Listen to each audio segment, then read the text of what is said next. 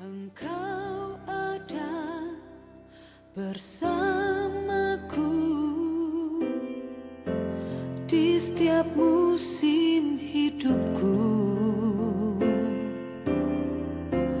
Tak pernah kau biarkan ku sendiri. Selamat malam Bapak Ibu dan saudara-saudari yang dikasihi Tuhan Yesus. Jumpa lagi dalam Sapaan Firman GKI Camar. Malam hari ini Sapaan Firman memiliki tema iman sejati versus menipu diri sendiri. Bacaan terambil dari Ibrani 11 ayat 1. Iman adalah dasar dari segala sesuatu yang kita harapkan dan bukti dari segala sesuatu yang tidak kita lihat. Bapak, Ibu, dan saudara-saudari, ayat tersebut sangat familiar bagi kita orang Kristen. Bahkan sebagian dari kita mungkin hafal dengan ayat ini. Tetapi apakah kita benar-benar memahami apa itu iman yang dimaksud di dalam ayat ini? Yang membedakan agama Kristen dengan agama lainnya adalah agama Kristen merupakan agama yang berdasarkan iman, bukan perbuatan. Tetapi firman Tuhan mengatakan iman tanpa perbuatan adalah mati. Lalu iman yang seperti apa yang Tuhan kehendaki untuk kita miliki? Karena iman Nuh dengan petunjuk Allah tentang sesuatu yang belum kelihatan, dengan taat mempersiapkan bahtera untuk menyelamatkan keluarganya. Karena iman, Abraham taat ketika ia dipanggil untuk berangkat ke negeri yang akan diterimanya menjadi milik pusakanya, lalu ia berangkat dengan tidak mengetahui tempat yang ia tujui.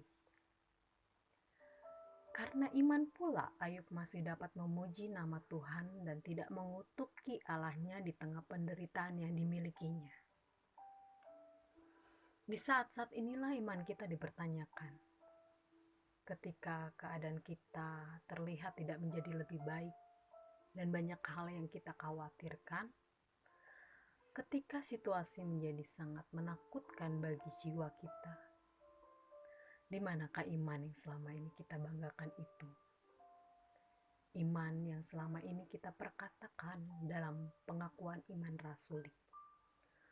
Atau jangan-jangan kita sudah menipu diri sendiri dengan perkataan iman kita itu, karena hidup kita tidak mencerminkan iman yang kita akui kepada dunia. Iman kepada Kristus. Bukankah seperti itu yang diperbuat oleh banyak dari kita? Ketika saat ini wabah pandemik COVID-19 melanda, sikap kita tidak mencerminkan iman kita. Contohnya, kita belanja yang sebanyak-banyaknya, menimbun stok untuk 2 bulan atau 3 bulan, seakan-akan ketakutan yang besar melanda kita. Di situ kita melupakan iman kita. Kita melupakan Allah yang adalah pemelihara umatnya. Membiarkan diri kita tenggelam dalam ketakutan dan kekhawatiran kita. Bapak, Ibu, dan saudara-saudari, dapat menjadi perundungan bagi kita dalam Roma 11 ayat 6 mengatakan demikian, tetapi tanpa iman tidak mungkin orang berkenan kepada Allah. Sebab barang siapa berpaling kepada Allah, ia harus percaya bahwa Allah ada dan bahwa Allah memberi upah kepada orang yang sungguh-sungguh mencari Dia. Bapak, Ibu, dan saudara-saudari yang dikasihi Tuhan, mari yakini bahwa penyertaan Allah sempurna bagi kita semua yang sungguh-sungguh mencari Dia. Dan Allah sepenuhnya memegang kendali atas semua. Biarlah tetap teguh iman kita di dalam Kristus dan segenap hidup kita senantiasa memperlihatkan iman kepada Kristus. Terakhir, saya mau berbagi sedikit. Ketika saya masih remaja, di saat itulah saya pertama kali mendengar tentang sajak ini.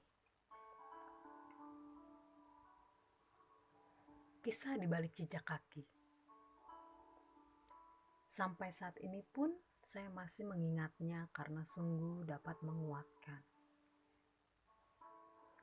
Sajak yang diciptakan oleh seorang wanita Kanada bernama Margaret Fishback, Footprints, kisah di balik jejak kaki.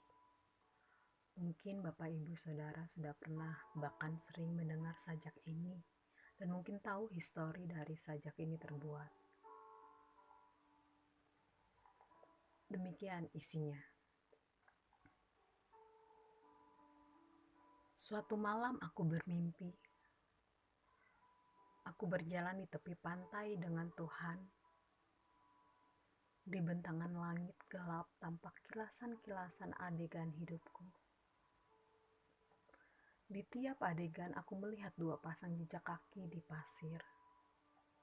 Satu pasang jejak kakiku, yang lain jejak kaki Tuhan. Ketika adegan terakhir terlintas di depanku, aku menengok kembali pada jejak kaki di pasir. Di situ hanya ada satu pasang jejak. Aku mengingat kembali bahwa itu adalah bagian yang tersulit dan paling menyedihkan dalam hidupku. Hal ini mengganggu perasaanku, maka aku bertanya kepada Tuhan tentang keherananku itu. Tuhan, Engkau berkata ketika aku berketetapan mengikuti Engkau, Engkau akan berjalan dan berbicara dengan aku sepanjang jalan. Namun, ternyata pada masa yang paling sulit dalam hidupku, hanya ada satu pasang jejak kaki.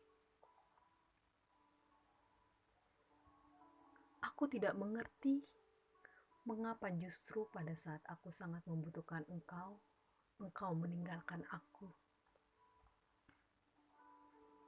Tuhan berbisik, anakku yang kukasihi, aku mencintai kamu dan tak akan meninggalkan kamu. Pada saat sulit dan penuh bahaya sekalipun, ketika kamu melihat hanya ada satu pasang jejak, itu adalah ketika aku menggendong kamu. Sajak itu mengajak kita menelusuri perjalanan hidup kita. Dalam perjalanan itu telapak kaki kita dan telapak kaki Tuhan Yesus membekas bersebelahan.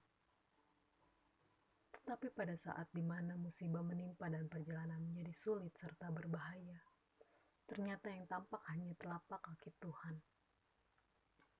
Telapak kaki kita tidak tampak. Padahal telapak kaki Tuhan membekas dengan jelas. Mana telapak kaki kita?